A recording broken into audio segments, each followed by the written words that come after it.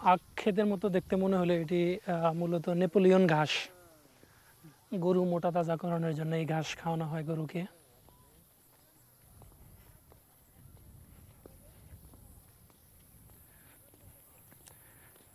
আবারও সেই চীনা ক্ষেত।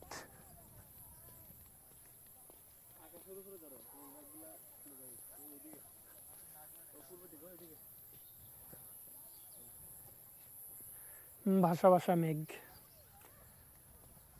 সাদা মেঘ, কালো মেঘ। ওই কালো মেঘগুলো আসলে বৃষ্টি নিয়ে আসে ভারী হয়ে। মেঠো পথে পানি জমে গেছে।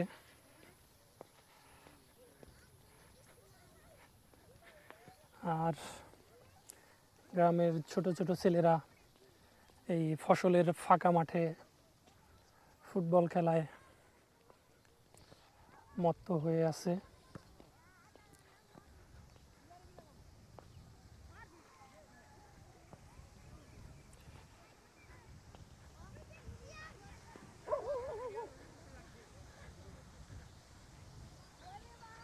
অনেকেই যেহেতু ঈদের আগের দিন আত্মীয় স্বজনের বাড়ি যাওয়া আসা করতে ব্যস্ত। হ্যাঁ,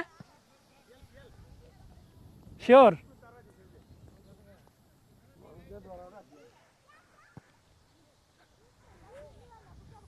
এই যে দেখুন, এই ক্ষেতের মধ্যে শেয়াল থাকার কারণে কুকুর দৌড়াদৌড়ি করতেছে শেয়ালকে আক্রমণ করার জন্য।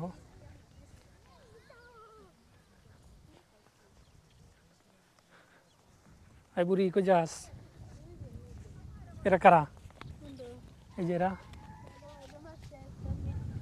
আর এই যে ও।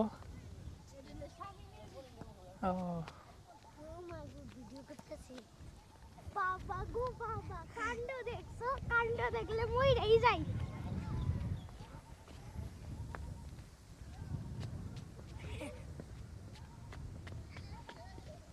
এটা ছোট ভাতিজা ধান ক্ষেত।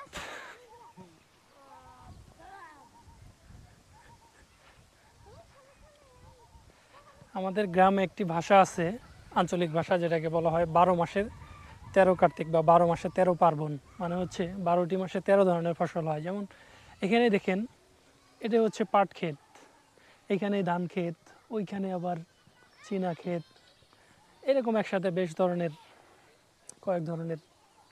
ও এখানে আরেকটা দৃশ্য আমি দেখাই। শুধুমাত্র ফসলই যে হয় তা নয়, শাকসবজিরও চাষ হয়। দেখেন, সবজি লাগিয়ে রাখা হয়েছে মাচা দিয়ে।